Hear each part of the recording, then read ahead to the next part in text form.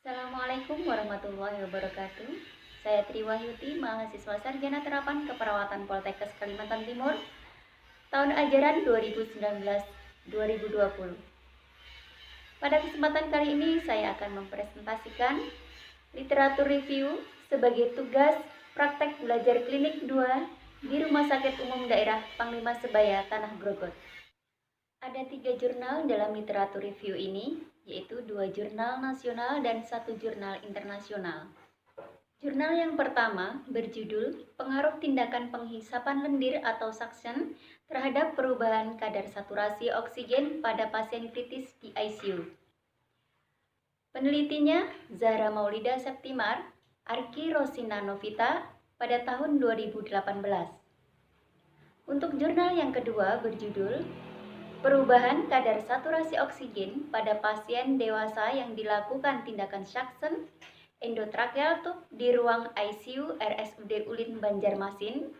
Penelitinya Hamad, Muhammad Ikhwan Rijani, Marwansyah, tahun 2020. Untuk jurnal yang ketiga berjudul Comparing the Effect of Endotracheal Tube Suction Using Open Method with Two Different Size Catheters 12 and 14 on discharge secretion, pain, heart rate, blood pressure, and arterial oxygen saturation of patient in the intensive care unit. Penelitinya Mustafa Javadi et al. Tahun 2017. Adapun latar belakang dari penelitian ini yaitu gagal napas masih merupakan penyebab kesakitan dan kematian yang tinggi di instalasi perawatan intensif. Hasil studi di Jerman dan Swedia melaporkan bahwa insiden gagal napas akut pada dewasa sekitar 77,6 sampai 88,6 kasus per 100.000 penduduk per tahun. Penanganan buat obstruksi jalan napas dampak akumulasi sekret yang berlebihan dapat dilakukan dengan tindakan penghisapan lendir atau suction yang bertujuan untuk membebaskan jalan napas, mengurangi sekret, dan mencegah infeksi paru. Namun pada kenyataannya, tindakan suction endotracheal pada pasien kritis bisa mengakibatkan terjadinya penurunan saturasi oksigen arteri yang menyebabkan peningkatan tekanan intrakranial, pembekakan otak, serta hipoksemia sistemik, bahkan dapat menyebabkan kematian.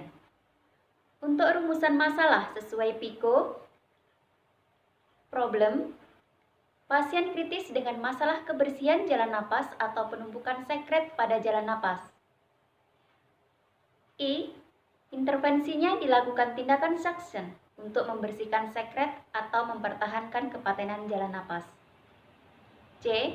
Perbandingan kadar saturasi oksigen sebelum dan sesudah dilaksanakan suction. Outcome-nya adanya pengaruh tindakan suction terhadap kadar saturasi oksigen. Adapun tujuan dilaksanakan literatur review ini yaitu 1. Untuk mendapatkan landasan teori tentang pengaruh suction terhadap perubahan kadar saturasi oksigen pada pasien kritis. Yang kedua, untuk mengetahui pengaruh suction ukuran 14 dan 12 terhadap perubahan kadar saturasi oksigen, tingkat nyeri, nadi, tekanan darah, dan volume sekresi yang dikeluarkan. Manfaat yang diharapkan dari hasil literatur review ini yaitu mengetahui pengaruh suction terhadap perubahan kadar saturasi oksigen pada pasien kritis, meminimalkan komplikasi bagi pasien kritis yang dilakukan suction.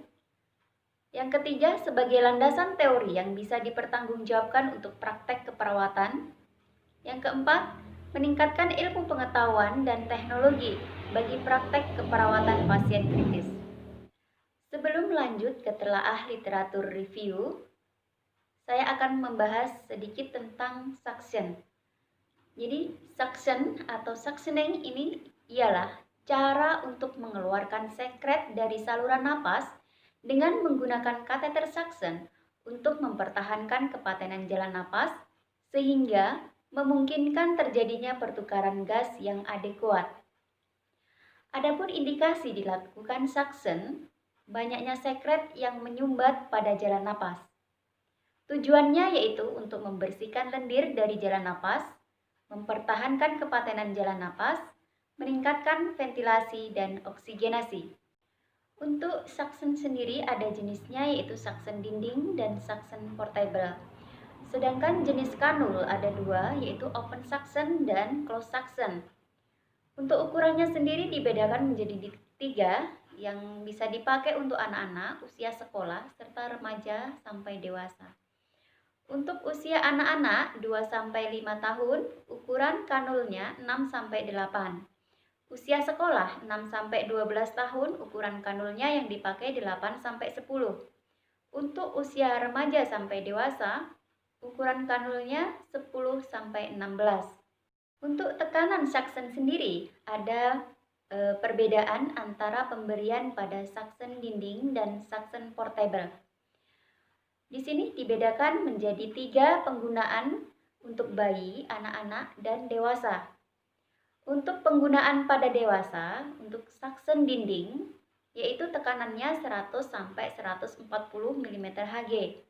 Sedangkan untuk suction portable, tekanannya untuk dewasa 10-15 mm Hg. Untuk usia anak-anak, suction dinding itu tekanannya 95-100 mm Hg.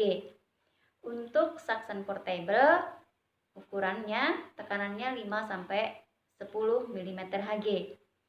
Untuk bayi, penggunaan pada suction dinding tekanannya 50-95 mm Hg.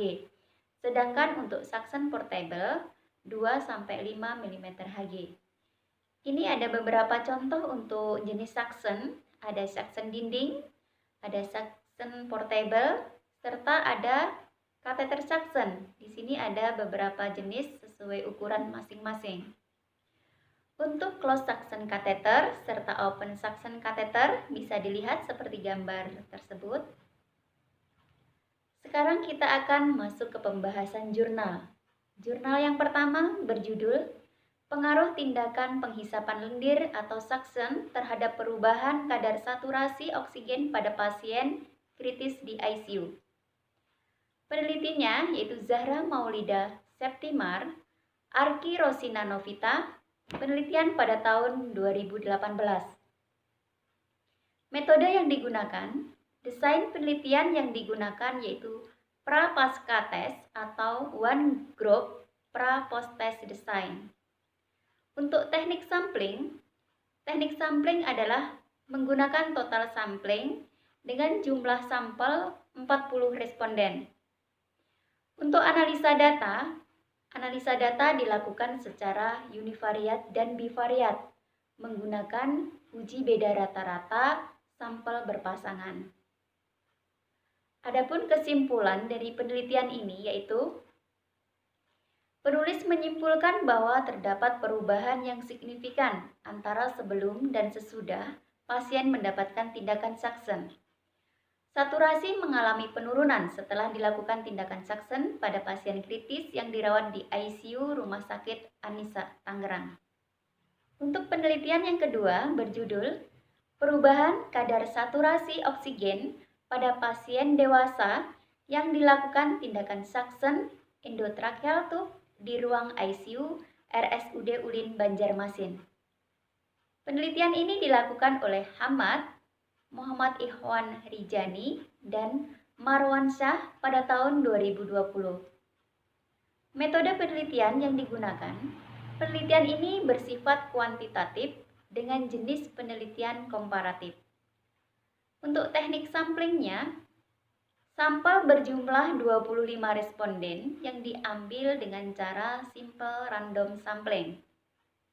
Analisa data yaitu analisis univariat dan analisis bivariat menggunakan uji Piret Sample T-Test.